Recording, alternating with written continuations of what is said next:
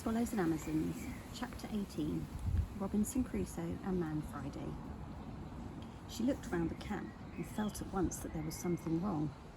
There were 2 tents and a shipwrecked mariner on a desert island, or only to have one. For a moment she thought of taking down the captain's tent.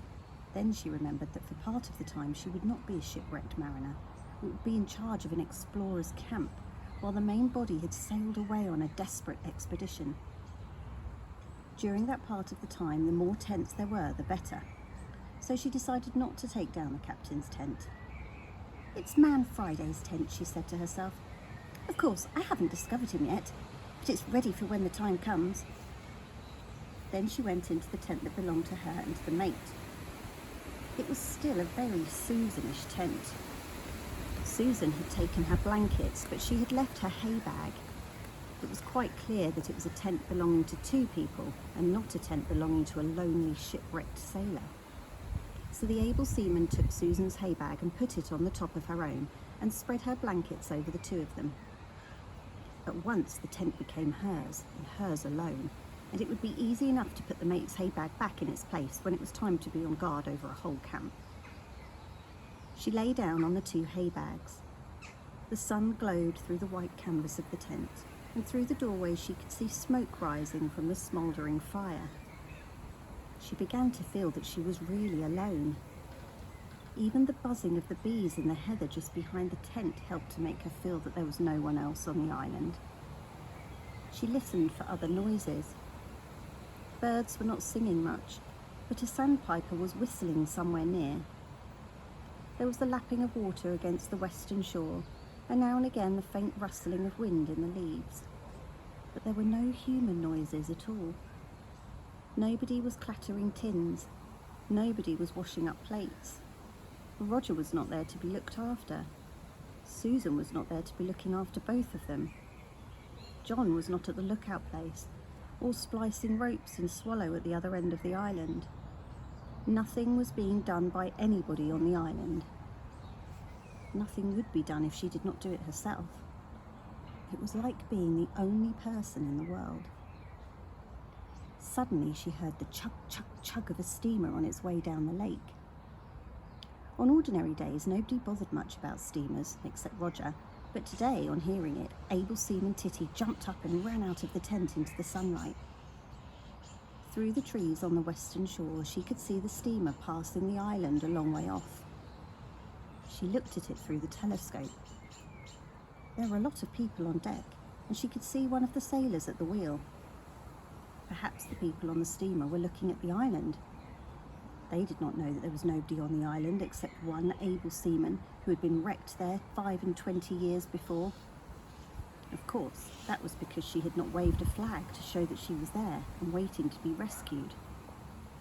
But who would wave a flag to be rescued if they had a desert island of their own? That was the thing that spoilt Robinson Crusoe. In the end, he came home. There never ought to be an end. The steamer hurried on down the lake, and Titty followed it through the trees on the high western shore of the island. The path to the harbour was turning into a regular beaten track. "It really looks as if I've been here for years and years," said Titty. "But it's a pity I've got no goats. Goats would soon have nibbled off all these branches that hang across the path and catch your hair if you try to run along it in a hurry." She took out her knife and began pruning the branches to make the path better. Every branch that hung across the path and was low enough to be in the way, she broke or cut off until by working hard, she'd cleared the track the whole way to the harbour. Then she ran along it both ways, to the camp and back to the harbour again. Now it really was a path. What a funny thing it was that no one had thought of clearing it sooner. Somehow there was always more time to do things when you were alone. At the harbour, she reached up to the nail on the forked tree to make sure that she'd be able to hang the lantern on it.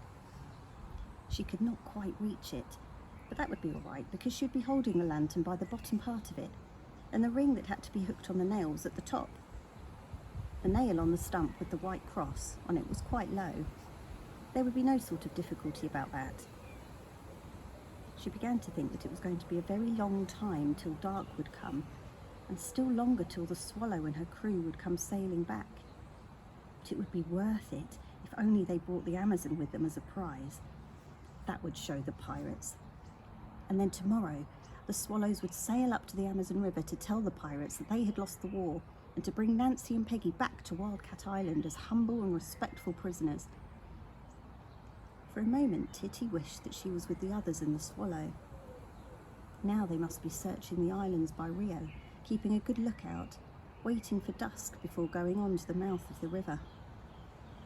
She wondered what the river was like. All the same, you cannot have everything, and if she'd not chosen to stay at home and light the lighthouse lantern and the leading lights, she would never have had a chance of having a whole island to herself. She took her shoes off and paddled across to the big rock on one side of the harbour. She climbed to the top of it and lay there, looking down to the foot of the lake and watching the steamer swing in towards the distant pier. And just then she saw the Dipper. A round, stumpy little bird with a short tail like a wren's, a brown back and a broad white waistcoat, was standing on a stone that showed above the water not a dozen feet away. It bobbed as if it were making a bow, or a quick, careless kind of curtsy. What manners, Titty thought to herself. She lay perfectly still while the little brown and white bird bobbed on its stone. Suddenly the Dipper jumped feet first into the water. It did not dive like a cormorant, but dropped in like someone who does not know how to dive, jumping in at the deep end of a swimming bath. A few moments later it flew up again out of the water and perched on its stone, and bobbed again as if it were saying thank you for applause. Again it flung itself from the stone and dropped into the water. This time it dropped into quite smooth water sheltered by the big rock on which Titty was lying. Looking down, she could see it underwater, flying with its wings as if it were in the air, fast along the bottom of the lake, close under the rock. When it came up, it did not come up like a duck after a dive to rest on the surface, but simply went on flying with no difference at all when it left the water and came into the air, except that in the air its wings moved faster. "Well, I've never seen a bird do that before," said Titty, as the Dipper perched on its stone and made 2 or 3 bobs. "It's the cleverest bird I've ever seen, as well as the most polite.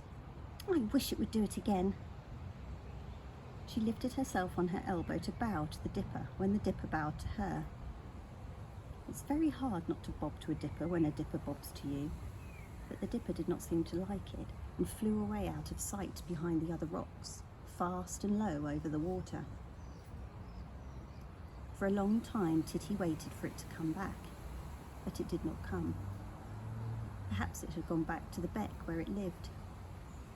Suddenly Titty remembered that she was guarding the island against all attack. She ought to be at the lookout place with the telescope, not here. So she climbed down the rock, paddled ashore and put on her shoes. Instead of going back by the path she had cleared, she thought she would go by the other path that was hardly a path at all, the track they had sometimes used between the harbour and the landing place. Here the undergrowth was thick and the bushes were tangled with honeysuckle. It was like forcing your way through a jungle.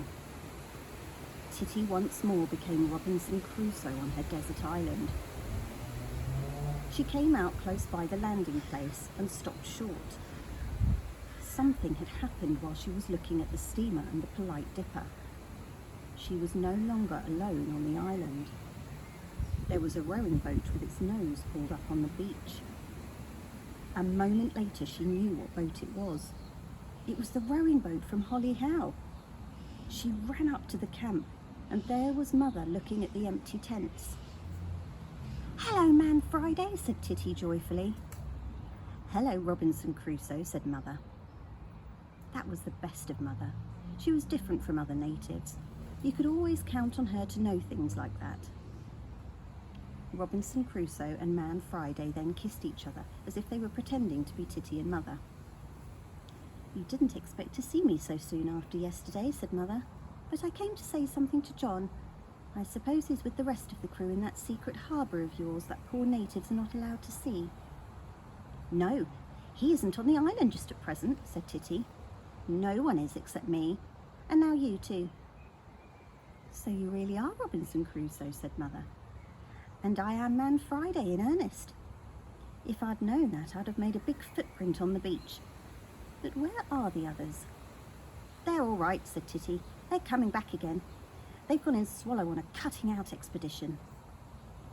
More than that she could not well say, because after all, Man Friday might be Mother, but she was also a native, even if she was the best native in the world. I expect they've gone to meet the Blackett children, said Mother. Man Friday ought not to know anything about them, said Titty. Very well, I won't, said Mother. But what are you doing all by yourself? Properly, I'm in charge of the camp, said Titty. But while they're not here, it doesn't make any difference if I'm Robinson Crusoe instead. I'm sure it doesn't, said Mother. Have they left you anything to eat? I've got my rations in the tent, said Titty. Well, it's high time you ate them, said Mother. Will you let Man Friday put some more wood on the fire and make some tea? I can't stay very long, but perhaps they'll be back before I go. I don't think they will, said Titty. They've sailed across the Pacific Ocean. Timbuktu is nothing to where they've gone. Well, I'll make some tea anyhow, said Mother. Let's see what you've got left in the way of rations.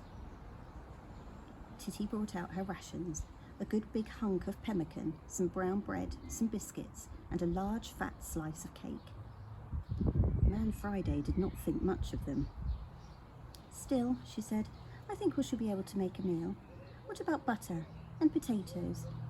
What if we were to make pemmican cakes? Man Friday rummaged in the store box and found some butter which was rather soft.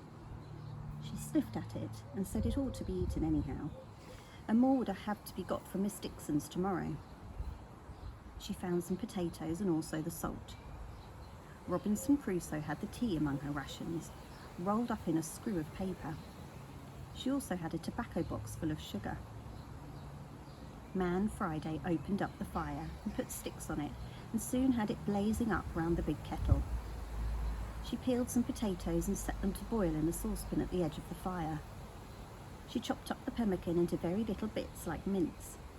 Then when the potatoes were soft, she took them out of the water and broke them up, and mixed them with the chopped meat, and made 6 round flat cakes of pemmican and potato. Then she put some butter in the frying pan and melted it, and then she fried the pemmican cakes till they sizzled and bubbled all over them. Robinson Crusoe made the tea. When they had eaten their meal, which was a very good one, Robinson Crusoe said, Now, Man Friday, would you mind telling me some of your life before you came to this island? Man Friday began at once by telling how she'd nearly been eaten by savages and had only escaped by jumping out of the stew pot at the last minute. Weren't you scolded? Said Robinson Crusoe. Oh, badly, said Man Friday, but I buttered the places that hurt most.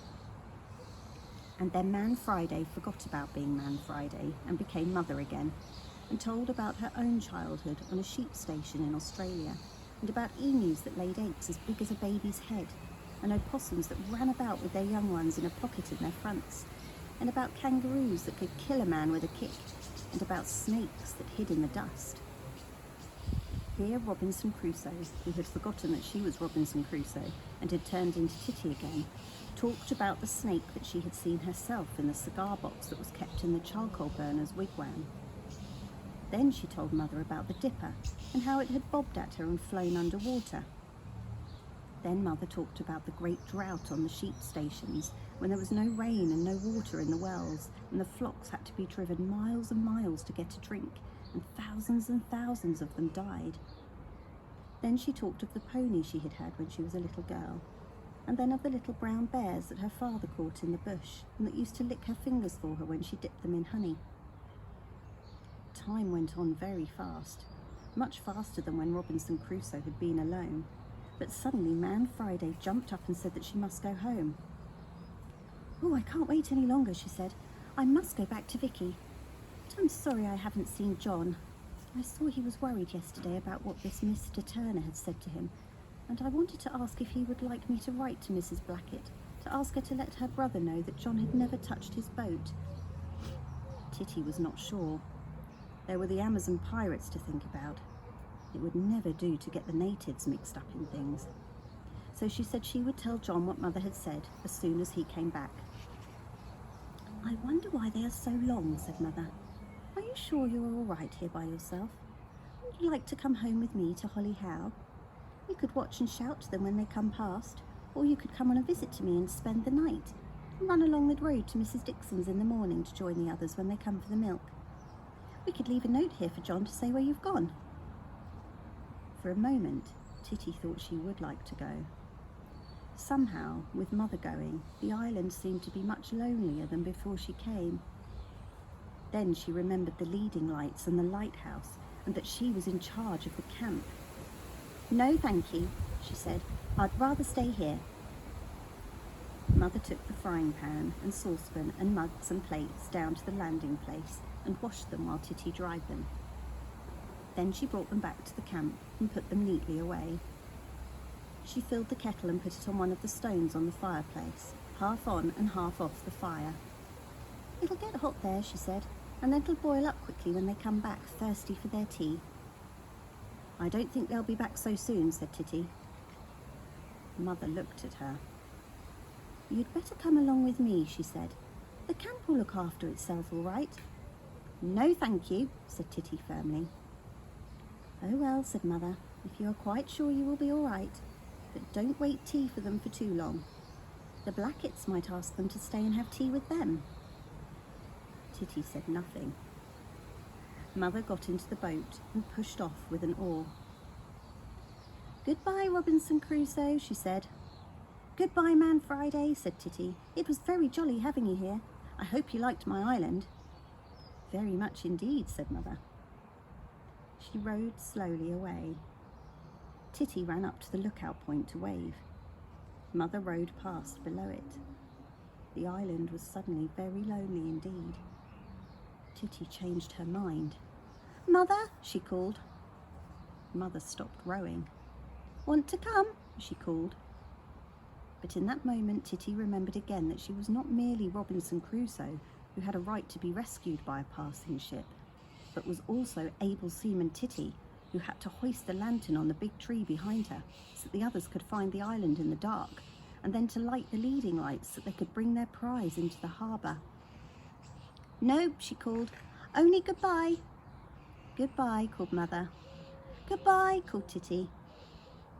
She lay down on the lookout point and watched Mother through the telescope. Suddenly she found that she could not see her. She blinked, pulled out her handkerchief and wiped first the telescope glass and then her eye. Duffer, she said. That's with looking too hard. Try the other eye.